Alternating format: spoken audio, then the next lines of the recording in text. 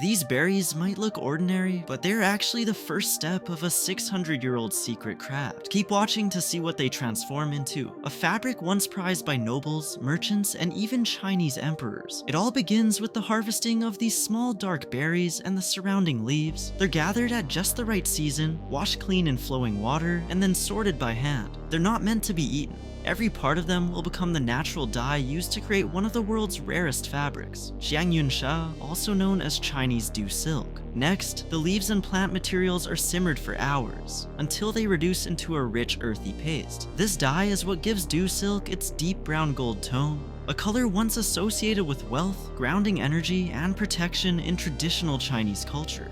In some dynasties, textiles made with this process were so valuable that only the wealthy could afford them. Some records even say merchants would present dew silk to local nobility as tribute. While the dye cooks, artisans prepare the silk. They stretch sheets of pure mulberry silk by hand, no machines, gently pulling, smoothing, and washing the fabric to make sure it's ready to absorb every drop of color. Generations of craftspeople have done this the same way for centuries. Now comes the moment where nature and tradition collide. The thick plant dye is brushed onto the silk in sweeping strokes, coating it evenly. Then the fabric is carried outside and laid under the open sky. And this is where the magic happens. For days, the silk is left to interact with sunlight, humidity, river breeze, and morning dew. These natural elements react with darai, transforming the colors slowly and unpredictably. No two pieces ever look exactly the same. Artisans return constantly to flip, stretch, and adjust each sheet, sometimes thousands of times, to ensure it tans evenly under the sun. This next step might surprise you. After tanning, workers apply a layer of mineral-rich river mud. This mud contains iron, which bonds with the plant dye and strengthens the fabric. It also gives dew silk its unique cool-to-the-touch feel and water-resistant qualities. Long ago, people believed this mud treatment brought luck and protection, a belief that only made the fabric more desirable among elites. Finally, after repeated washing, pressing, drying, and polishing, the transformation is complete. And this, right here, is the result. Xiangyunsha, Chinese dew silk. Smooth like leather, soft like silk, dyed entirely by nature, and crafted through a process that has survived wars, dynasties, and modernization.